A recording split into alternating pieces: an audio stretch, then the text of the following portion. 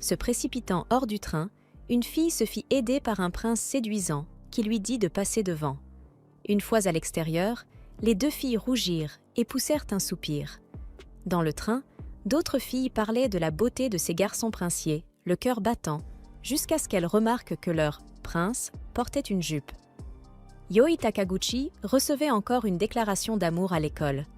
Elle s'excusa, expliquant qu'elle n'était pas vraiment intéressée par ce genre de choses, mais repartit malgré tout avec un nouveau cadeau de confession. Dans les vestiaires des filles, Nobara et Kotobuki taquinèrent Yoi comme d'habitude. Rien n'avait changé. Même au lycée, Yoi n'arrivait toujours pas à refuser un cadeau, comme à son habitude. Sa silhouette grande et élancée, sa voix légèrement grave, et ce visage masculin hérité de ses parents n'y était sûrement pas étranger. En première année de lycée, Yoi était bel et bien une fille, mais tout le monde l'appelait « Prince ». Les élèves plus âgés la taquinaient avec ce surnom. Kotobuki comprenait pourquoi. Yoi était bien plus séduisante que les garçons d'ici. Lors de la fête sportive de l'année précédente, une fille était tombée, et Yoi l'avait portée jusqu'à la ligne d'arrivée, remportant la première place. Elle était incroyablement cool, comme une héroïne de manga shoujo. Yoi entendait certaines filles dire que leur visage devenait tout rouge quand elle était près d'elle. Elle décida de faire un détour. Voyant des élèves laisser tomber quelque chose dehors, elle tenta de le leur rendre, et comme toujours, elle les éblouit sans le vouloir. Les gens semblaient davantage voir Yoi comme un héros ou un prince que comme une princesse. On n'y pouvait rien avec son apparence. Un bruit sec, des pas sautant d'une rambarde au-dessus, des cheveux blancs, des yeux verts, des boucles d'oreilles dorées en anneaux. Le garçon atterrit juste devant elle et elle recula en trébuchant. Il s'excusa. Il ne l'avait pas vue avant de sauter. Puis il lui releva le visage et murmura doucement « Tu sais, tu es vraiment belle. » Elle le prit très mal et lui dit de s'écarter. Pour une raison inconnue, le garçon eut l'impression de l'avoir déjà vue quelque part. Pendant l'étude du 4e cours, ses camarades parlaient du fait que le prince semblait plongé dans ses pensées. Ses amies, elles, pouvaient dire qu'elle était furieuse. Lui demander en pleine face si elle était un mec, c'était un peu trop. Elles remarquèrent alors quelques filles qui pointaient du doigt par la fenêtre, s'agitant à propos de l'autre prince. La rumeur disait que son père était multimillionnaire et qu'il dirigeait déjà 2 ou 3 entreprises. De plus, le nombre de filles qu'il avait fait pleurer se comptait facilement en centaines. Yoi n'en revenait pas. En jetant un coup d'œil par la fenêtre, elle fut surprise de reconnaître le garçon de tout à l'heure. Il lui demanda si ses fesses allaient bien, et la situation devint soudainement gênante. Les autres filles voulurent savoir comment elle connaissait Ichimura. Il était bel et bien l'autre prince. Les amis de Kohaku Ichimura lui demandèrent s'il la connaissait. Après tout, elle était célèbre. Il fut choqué d'apprendre qu'elle n'était pas simplement un type super beau. Il s'en voulut aussitôt. Ce soir-là, à l'épicerie de quartier, Yoi soupira. Elle ne parlait pas souvent aux autres dans sa classe. C'est pourquoi cela la surprit. Les filles étaient simplement contentes que les deux se soient rencontrés par hasard. Si jamais ils se mettaient ensemble, elles perdraient leurs 2 princes, et cela les aidait à supporter le fait que les autres filles de la classe ne la voyaient même pas comme une fille. Yoi décida d'acheter un choco en pain, mais entendit un homme draguer lourdement et importuner la caissière. Elle intervint pour lui dire qu'il la dérangeait. L'homme attrapa la chemise de Yoi en lui ordonnant de se mêler de ses affaires. Mais Ichimura enregistrait toute la scène. Il lâcha même une réplique un peu cliché. Son idée était de le menacer de publier la vidéo avec la légende. Un ivrogne se fait rappeler à l'ordre pour harcèlement et devient violent. L'homme se tourna alors vers lui. Mais Ichimura lui saisit le visage en lui disant de dégager. Il le projeta comme un moins que rien, puis se tourna vers Yoi, sans s'attendre à une attaque par derrière. Yoi part à l'attaque et déclara qu'il était lâche d'attaquer quelqu'un dans le dos. Même ici, son éclat était éblouissant, ce qui arracha un rire à Ichimura. Le gérant surgit de l'arrière-boutique, essayant de comprendre ce qui se passait. Ichimura prit alors la main de Yoi et l'entraîna dehors. Assis ensemble sur des balançoires, il lui dit que ses mouvements étaient impressionnants. Elle semblait connaître un peu le karaté. Ichimura eut l'impression de mieux comprendre les filles, à présent. À ce moment-là, Yoi ressemblait vraiment à un prince. Elle détourna le regard. Ce n'était pas comme si elle voulait être un prince. Elle se considérait parfaitement normale. Mais partout où elle allait, c'était toujours « prince » par-ci. Héros, par là. Elle était constamment mise sur un piédestal. Elle se demanda pourquoi elle lui racontait tout cela. Il répondit alors « Et alors, qu'importe ton côté prince ?» Toutes les filles n'avaient pas besoin d'être dociles. Il ajouta que ce qu'elle faisait énormément battre son cœur. Elle se contenta de le remercier simplement, et il se mit à rire. Il la trouvait vraiment intrigante. Elle était si belle, et pourtant, elle n'avait jamais été traitée comme une princesse auparavant. Elle lui répondit que bien sûr que non. Dans son esprit, les garçons autour d'elle avaient des goûts déplorables. Elle ne savait pas s'il plaisantait ou s'il était sérieux. Soudain, il se plaça devant elle, lui demanda si elle voulait être portée comme une princesse et la souleva sans la moindre hésitation. Elle poussa un petit cri de surprise. Elle ne s'y attendait pas du tout, et il lui demanda ce qu'elle en pensait, si elle se sentait comme une héroïne maintenant. Il plaisantait, mais lorsqu'il la regarda à nouveau, son visage était devenu rouge. Elle se dégagea brusquement et lui dit qu'il était temps de rentrer. Elle s'enfuit aussi vite qu'elle le put. Elle pensa que tout cela n'allait pas. Elle n'était pas celle qu'on aidait à se relever si elle tombait lors de la journée sportive, ni celle à qui l'on offrait du chocolat à la Saint-Valentin. Une silhouette grande et élancée, une voix légèrement grave, un visage masculin hérité de ses parents. Elle savait mieux que quiconque qu'elle n'était pas faite pour être une héroïne. C'est pour cela qu'elle ne pouvait pas se permettre d'espérer. Elle se répéta qu'elle allait bien, qu'elle était simplement surprise. C'était la première fois que quelque chose comme ça lui arrivait. Alors pourquoi n'arrivait-elle pas à se calmer? Ishimura fixa l'endroit où elle avait disparu, comme s'il venait d'avoir une révélation. Après y avoir repensé, il trouva que cet échange avait été vraiment agréable. Mais en y repensant le lendemain, il commença à se sentir terriblement gêné par ce qui s'était passé la veille. De son côté, elle se dit qu'elle était beaucoup trop consciente d'elle-même. Elle n'avait jamais montré cette facette d'elle à qui que ce soit auparavant. Ichimura l'aperçut en bas des marches et lui demanda ce qui s'était passé. Elle lui demanda alors s'il voulait vraiment être vu avec elle. Après tout le monde l'appelait « le prince ». Les gens risquaient de mal interpréter la situation. Il lui répondit que ça lui était égal, qu'ils pensent ce qu'ils veulent. Il déclara clairement qu'elle l'intéressait. Elle en resta bouche bée, se demandant s'il s'agissait d'une plaisanterie, comme si quelqu'un se cachait quelque part pour les filmer. Il tenta de la rassurer en lui disant que non, mais ce qu'il ressentait était difficile à exprimer avec des mots. Ce n'était pas de l'amour. Puis il comprit. Ce sentiment ressemblait plutôt à « j'ai envie de te regarder pour toujours ». La même sensation que lorsque l'on ne peut détacher son regard de quelque chose de beau. Il ne voulait pas détourner les yeux d'elle, pas même une fraction de seconde. Elle pensa que c'était exactement le genre de choses qu'un harceleur dirait. Quoi qu'il en soit, il lui proposa de déjeuner ensemble ce jour-là. Elle refusa. Elle n'avait jamais vraiment eu de relation avec les hommes de toute sa vie. La plupart des garçons rejetaient l'idée, simplement parce qu'elle était plus belle, ou plutôt plus beau, qu'eux. Elle ne comprenait pas ce qu'Ishimura lui voulait. Elle n'arrivait pas à imaginer qu'un garçon surnommé « le prince » puisse réellement s'intéresser à elle. « Je parie qu'il dit ce genre de choses charmantes à toutes les filles », pensa-t-elle. Lorsque la pause déjeuner commença, les filles se mirent à pousser des cris excités dès qu'il entra dans la classe. Elles n'en revenaient pas de l'entendre appeler « Yoi-chan » et observèrent, stupéfaites, Yoi le pousser dehors, cherchant désespérément des excuses pour expliquer comment ils pouvaient bien se connaître. Ils finirent dans l'ancien bâtiment de l'école. Ichimura venait souvent ici avec ses amis. Après que Yoi eut déballé son déjeuner, elle fut surprise de le voir s'asseoir si près d'elle. Son regard glissa sur ses longs doigts élégants, sur son visage harmonieux et parfaitement équilibré. Est-ce pour ça qu'on l'appelle le prince? Il remarqua qu'elle servait du curry. C'est alors qu'elle révéla que sa famille tenait un restaurant de curry. Ichimura en fut impressionné. Yoi, en revanche, ne voulait surtout pas que ça se sache. Sinon, elle finirait sûrement avec un surnom bizarre, comme le prince du curry. Ishimura promit de ne pas rire, mais éclata de rire malgré tout. Il aimait pourtant le fait qu'elle tienne un restaurant de curry. Il trouvait ça mignon. Elle lui demanda d'arrêter de la taquiner, car elle ne savait pas comment réagir. Il tira doucement sur sa cravate.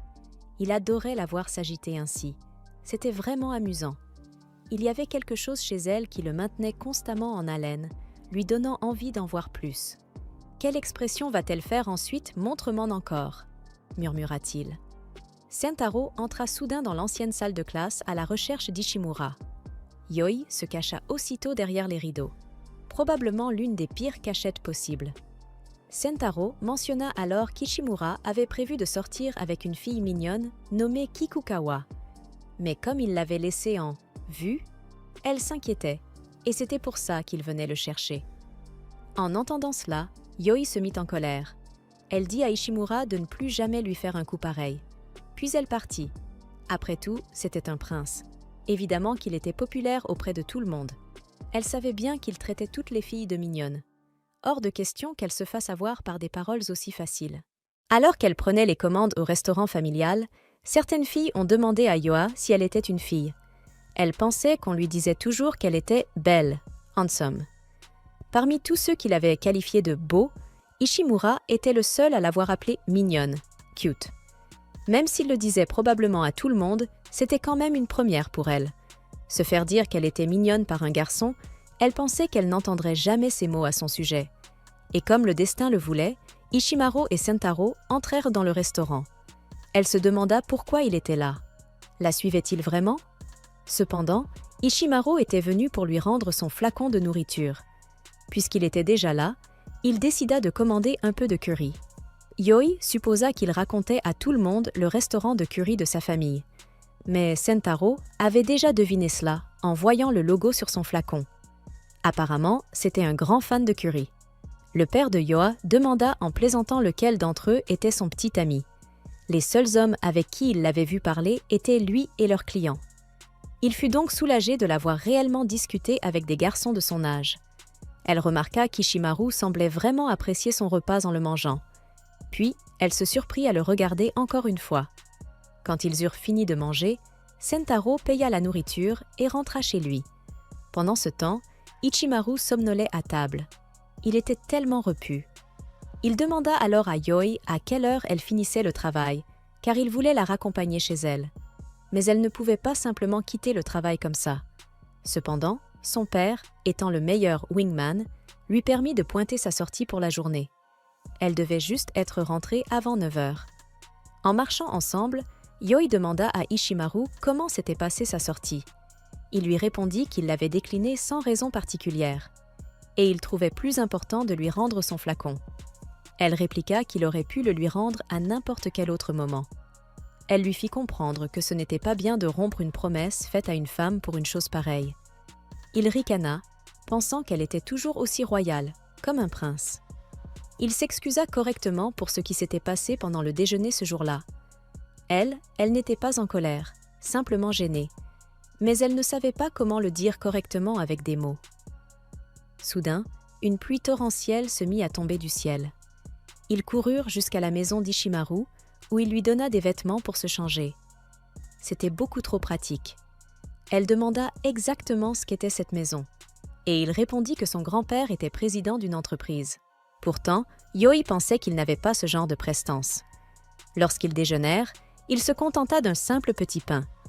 Une fois qu'elle eut fini de se changer, elle sortit, éblouissante comme toujours. Même dans ses vieux vêtements, cela lui allait naturellement à merveille. Il aimait ça chez elle. Essayant de s'approcher, elle prit une position défensive pour l'arrêter. Puis, il partit préparer du thé. En regardant sa maison, elle pensa que c'était vraiment incroyable. Alors c'était ça, ce que les gens voulaient dire quand ils l'appelaient « prince ». Ichimaru trouvait stupide et idiot qu'on l'appelle ainsi.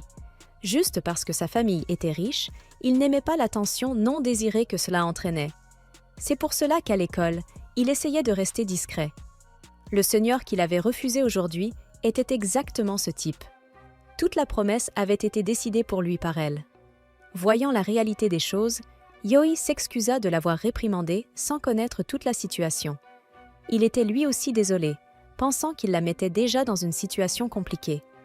Mais elle lui fit savoir qu'elle n'avait pas l'habitude d'interagir avec des hommes. Ne voulant pas qu'il le découvre, elle finit par paraître froide. C'était la première fois qu'un homme l'approchait de cette manière. Elle ne savait donc pas comment réagir. Il tenait ses doigts, s'approchait et demandait « Ça va comme ça ?» Son charme la laissait bouche bée. Le moment fut interrompu par la sonnerie du téléphone de Yoi. Elle regarda alors l'heure. Il était trop tard. Elle devait rentrer chez elle. Et ainsi, Ishimaru proposa de la raccompagner. Il promit de ne le dire à personne au sujet de sa maison, mais cela ne le dérangeait pas. Il louait généralement une maison ailleurs comme leur, bien que ce soit un condo enregistré au nom de son grand-père. Il n'avait aucun problème à tout lui révéler. Même si elle voulait le tuer, il le laisserait faire. Pensant que la dernière chose qu'il verrait serait quelque chose de beau. Elle sentit qu'il en faisait un peu trop. Puis il lui dit « Non, je plaisantais juste ». Il lui dit de l'appeler par son nom, sinon il allait commencer à paraître vraiment fou. Après l'avoir accompagné à mi-chemin, Yoi accepta de continuer le reste seul. Il allait se présenter correctement, puisqu'elle l'appelait encore « senpai ». Auparavant, il avait dit que ses sentiments pour elle étaient différents de l'amour. Mais il revint sur ses paroles, disant que ça s'en rapprochait beaucoup. Yoi resta là, hébétée. Juste au moment où elle pensait l'avoir compris, il lui échappa des mains et devint autre chose. Il était comme le reflet de la lune sur l'eau. Son nom résonnait dans son esprit. Malgré elle, elle pensa « C'est un joli nom ». Le lendemain, les amis de Yoi étaient déterminés à découvrir ce qui se passait entre elle et Ishimura. Elle n'eut d'autre choix que de tout révéler. Yoi leur raconta qu'il la suivait principalement partout où elle allait. Et elles trouvèrent ça incroyable. Le prince orthodoxe et le prince affirmé, peu conventionnel. Koto pensait qu'une personne affirmée était mieux pour Yoi, étant donné qu'Ishimura était indifférent aux autres filles. Peut-être que c'était le destin. L'image qu'avait Yoi de lui avait beaucoup changé depuis sa première impression.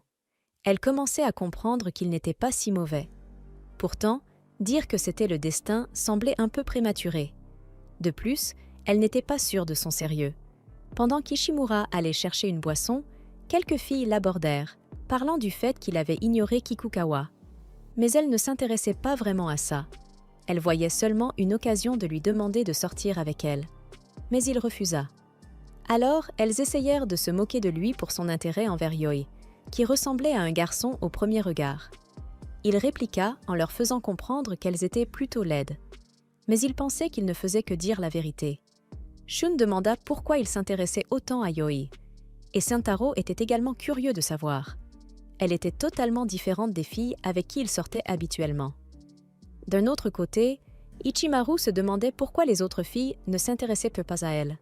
D'abord, elle avait une allure princière tout en restant une fille. Rien que ça le rendait extrêmement curieux. Comment agissait-elle normalement en parlant à un garçon?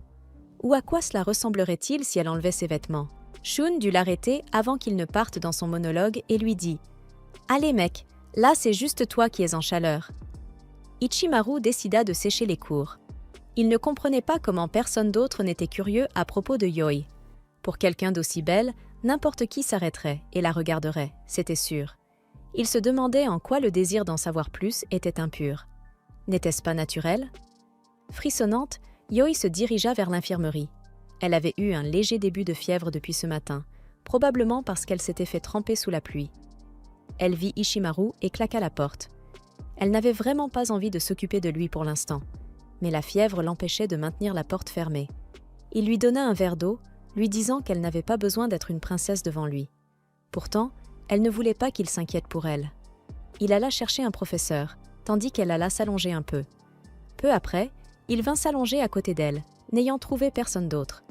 Sentant qu'elle avait besoin de chaleur, il lui demanda de se rapprocher, mais elle refusa. Alors il s'approcha d'elle, la tira vers lui et lui caressa la tête. Ichimaru voulait qu'elle s'appuie un peu sur lui. Il n'était pas si désespéré. Sans force, Yoi se laissa simplement faire. Elle remarqua que son corps était chaud, donnant la sensation d'enlacer un énorme chat tout doux. Ils finirent par s'endormir plus longtemps que prévu, mais au moins sa fièvre avait baissé. Quand Ishimaru partit récupérer ses affaires, elle remarqua une lettre dans son sac. C'était de Koto et Nobara. Elles étaient venues prendre de ses nouvelles, et voyant la situation, elle s'attendait à des détails croustillants le lendemain. En revenant, Ichimaru proposa qu'ils aillent manger quelque chose. Mais Yoi ne voulait rien d'autre que rentrer chez elle. Il lui dit qu'elle était confortable pour dormir avec lui. Son ton, un peu étrange, la fit reculer. Mais il insista, disant que trouver quelqu'un de confortable pour dormir était la façon de découvrir son âme sœur. elle demanda si une telle chose existait vraiment et comment il pouvait le confirmer. Alors, il lui proposa de sortir ensemble. Pour expérimenter, bien sûr. À sa grande surprise, elle accepta. Contrairement à ce que Yoi attendait, Ichimura sembla réellement intéressé. Il lui demanda jusqu'où elle était prête à aller, avec un sérieux intrigué. Se tenir la main? Bien sûr. Mais elle précisa aussitôt que toute activité sexuelle était hors de question. Cependant, il répondit que s'il ne faisait rien, alors l'expérience n'aurait pas vraiment de sens. Ce n'est qu'à cet instant qu'elle réalisa qu'elle avait proposé quelque chose pour lequel elle n'était pas prête. Elle lui demanda donc un peu de temps pour réfléchir, puis s'enfuit. Ishimura n'en revenait pas qu'une personne puisse être aussi réservée dès le départ. Le sexe, de nos jours, honnêtement, j'ai été élevée différemment, je suis beaucoup plus prude. Parler de ce genre de sujet avec quelqu'un que je connais à peine, c'est un peu trop pour moi. Et vous alors? La morosité l'envahit. Yoi était vraiment dans une situation délicate. Même ses amis se demandaient comment une chose pareille avait pu arriver. Elle pensait sincèrement qu'Ishimura plaisantait. C'était sans doute la frustration qui l'avait poussée à parler de cette expérience. Elle avait toujours l'impression de tomber pile dans son jeu avant même de s'en rendre compte. Elle voulait simplement voir comment il réagirait, le voir un peu déstabilisé, ne serait-ce qu'un instant. À présent, elle regrettait d'avoir accepté sans y réfléchir. « Je n'aurais jamais imaginé que je finirais réellement par sortir avec lui », dit-elle avec une expression presque enfantine. Ses amis, elle, ne voyaient rien de mal à une relation légère. Selon Nobara, c'était peut-être le destin, même si elle avait un mauvais pressentiment. Les filles poussèrent de petits cris en voyant Ichimura apparaître à la fenêtre, à la recherche de Yoi. Il était même accompagné de ses amis, et des chuchotements envahirent la salle. Certaines se demandaient s'il se passait quelque chose entre eux. Tout cela finit par agacer profondément Yoi. À l'extérieur, elle lui demanda sèchement d'arrêter de venir dans sa classe, parce que les autres filles n'arrêtaient pas de la fixer. Le fait que Sentaro et Shun les aient suivis n'arrangeait rien. Comme si être trois ne suffisait pas déjà, Nobana et Koto se cachaient aussi derrière Yoi. Ichimura s'approcha d'eux, et d'un simple contact, on aurait dit que de la vapeur leur sortait de la tête. Voilà pourquoi ils devaient mémoriser leurs prénoms d'ailleurs. Il demanda ensuite à Yoa quels étaient leurs projets de rendez-vous, ce qui provoqua une vague d'excitation parmi toutes les amies. Après y avoir réfléchi, Yoi proposa un contrat. Ils devraient respecter les conditions suivantes. 1. Ils établiraient une relation romantique à titre expérimental, pour une durée d'environ 2 semaines à 1 mois. 2. Leur relation devrait rester secrète et ne pas être révélée à un tiers. 3. Il lui serait interdit tout contact physique, y compris les étreintes, les baisers ou toute conduite sexuelle. Toutefois, cette règle ne s'appliquait pas aux contacts accidentels, comme se frôler la main par inadvertance. De plus, si l'un d'eux développait des sentiments amoureux pour une autre personne, le contrat pourrait être immédiatement résilié. Pour lui, ce n'était pas si mal. Il avait même cru qu'elle allait tout annuler, et bien qu'elle y ait pensé, Yoi détestait abandonner quelque chose sans aller jusqu'au bout. Ishimura, de son côté, n'y voyait aucun inconvénient. Après tout, il avait le droit de sortir avec une princesse. Il promit de faire de son mieux pour ne pas se faire éjecter pendant la période de refroidissement. Lorsqu'ils se serrèrent la main, il était évident qu'une bataille féroce venait de commencer. La sonnerie retentit, annonçant le retour en classe. Mais Ishimura retint Yoi, demandant aux autres de partir devant, prétextant qu'il voulait discuter de quelque chose avec elle. Ce n'était qu'une excuse pour passer un moment seul avec elle. Elle était à lui désormais, ce qui signifiait qu'il pouvait la garder rien que pour lui. Il ignorait clairement la règle numéro 3 du contrat concernant les contacts physiques. Son bras s'enroula autour de ses épaules, mais il appela cela un « contact platonique ». Yoi ne put s'empêcher de trouver ce geste étrangement possessif, bien loin de l'image qu'elle avait de lui. Elle retira doucement son bras. À cet instant, Ichimura réalisa quelque chose. C'était une première pour lui. La première fois qu'il désirait réellement quelque chose. Après avoir échangé leur contact, il lui demanda s'ils pouvaient rentrer ensemble. Ses lèvres tremblèrent tandis qu'elle serrait son chemisier entre ses doigts. Elle refusa, lui disant que ce serait mal vu si des rumeurs venaient à circuler. Une fois rentrée chez elle, la scène se rejoua sans cesse dans son esprit. Elle n'arrivait pas à croire que des paroles pareilles lui soient venues si naturellement. D'un autre côté, L'idée même de sortir avec un garçon la rendait toute fébrile. Il était pratiquement son premier petit ami. Avait-elle vraiment fait le bon choix en le choisissant, lui? Rien que d'y penser lui nouait l'estomac.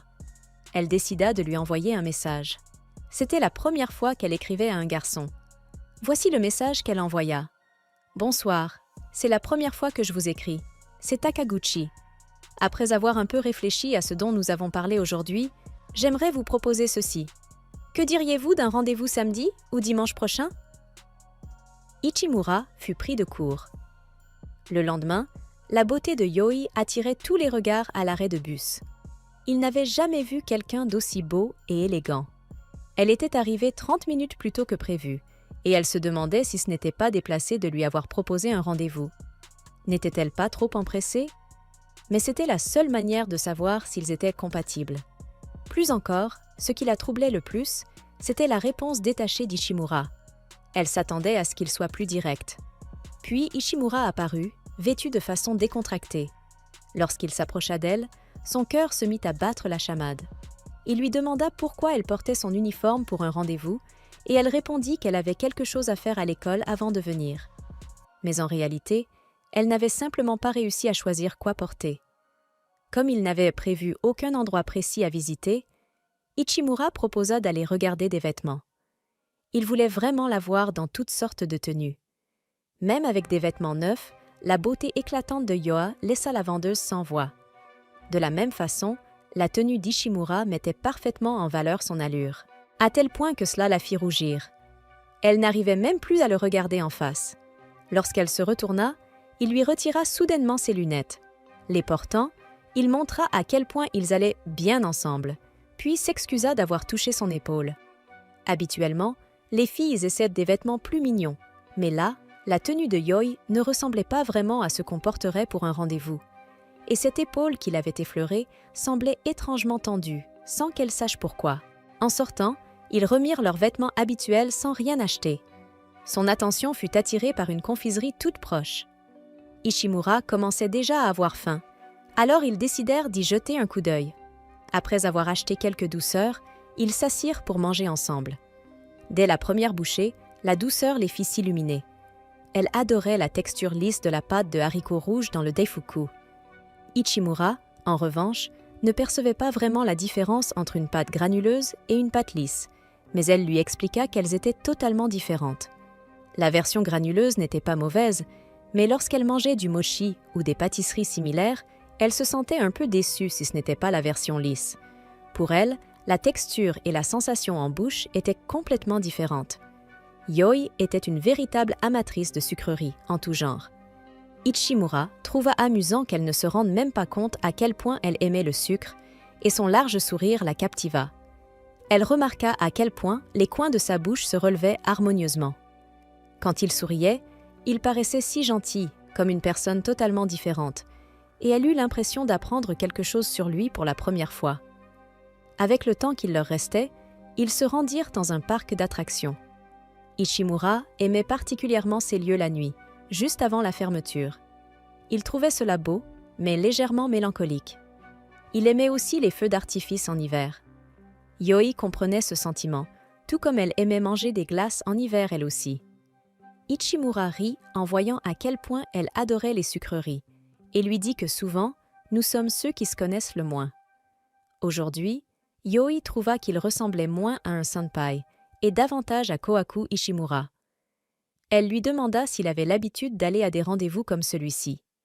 À sa grande surprise, c'était une première pour lui. D'ordinaire, il allait simplement là où l'autre personne voulait aller et suivait son rythme. Ichimura n'avait jamais eu de désir particulier envers qui que ce soit. Même la boutique de vêtements était une nouveauté pour lui. Cependant, cette journée avait été vraiment agréable, et il la remercia pour cela. En l'observant, son profil éclairé par les lumières était d'une beauté saisissante. Yoi n'arrivait pas à détourner les yeux. En repensant à la façon dont il lui avait répondu plus tôt par message, elle s'était dit qu'elle le dérangeait peut-être. Sa réponse avait semblé assez froide, mais en réalité, ce n'était pas du tout son intention. Il lui expliqua qu'en général, il laissait ce genre de message sans réponse, mais qu'il avait voulu répondre au sien immédiatement, même si ce n'était pas grand-chose. Yoi en fut toute troublée. À cet instant précis, son message lui parut complètement différent. Ils passèrent le reste du trajet dans un silence gênant. Sur le chemin du retour, Yoi se dit que rentrer maintenant serait du gâchis. Ichimura proposa alors qu'ils aillent à manger quelque chose tout en réfléchissant à où aller.